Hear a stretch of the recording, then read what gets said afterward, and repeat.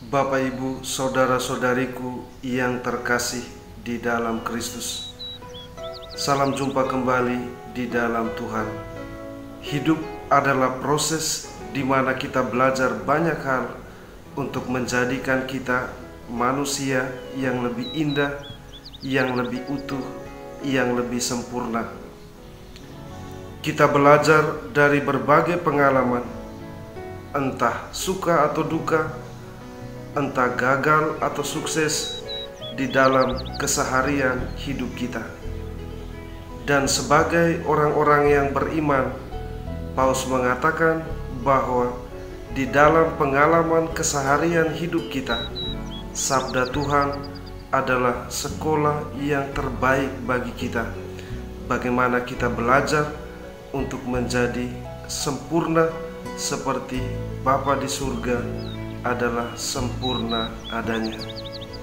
Hari ini kita diajak untuk belajar mendengar suara dari padang gurun. Maka apa itu padang gurun?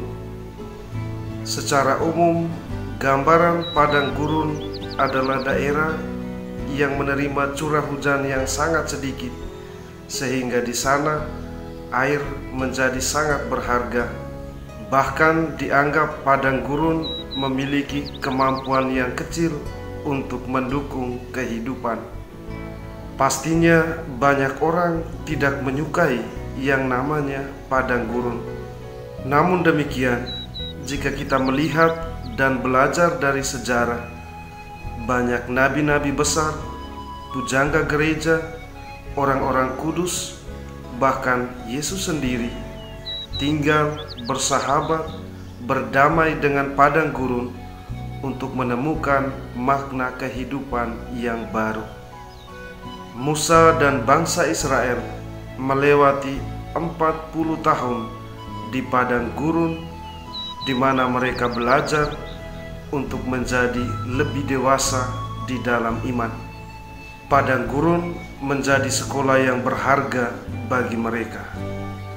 Nabi Elia mengalami pergumulan besar di dalam hidupnya. Bahkan saking takutnya terhadap Ratu Isabel yang mengejar dan ingin membunuhnya, dia ingin mati. Namun demikian, dia mengalami pemurnian di padang gurun, dan dari sana setapak demi setapak dia memulai sesuatu yang baru. Selama 40 hari 40 malam mendaki ke Gunung Horeb, yaitu Gunung Tuhan.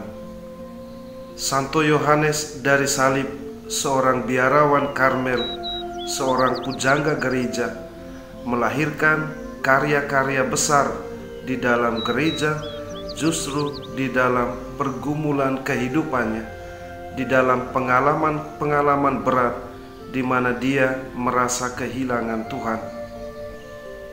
Dan dari padang gurun, pengalaman-pengalaman gelapnya, dia berhasil menemukan Tuhan sebagai pemenuhan jiwanya. Yesus mengalami padang gurun, dicobai iblis sebelum memulai karyanya. Bapak, Ibu, saudara-saudariku yang terkasih di dalam Kristus, ajakan bagi kita untuk mendengarkan suara dari padang gurun adalah ajakan untuk menemukan kembali hidup dan memberi arti baru pada hidup. Layaknya setelah menemukan hidup, kita menjadi oase di tengah dunia dengan melihat berbagai situasi yang kita alami saat ini, di mana masih banyak kekerasan, penipuan, ketidakadilan, dan berbagai macam pengalaman lainnya. Kita diajak untuk mendengarkan setiap jeritan dunia, entah dalam pengalaman kita pribadi atau pengalaman sesama kita. Maka apa yang harus kita lakukan? Tentu saja yang pertama-tama adalah berdamai dengan diri kita sendiri di dalam pertobatan.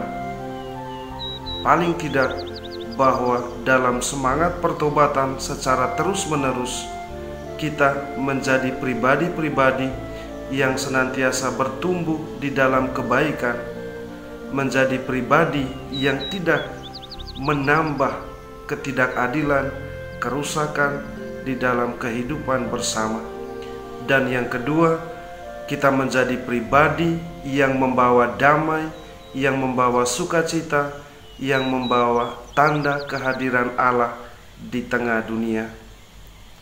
Bapak, Ibu, saudara-saudariku yang terkasih, mari kita renungkan. Tuhan memberkati.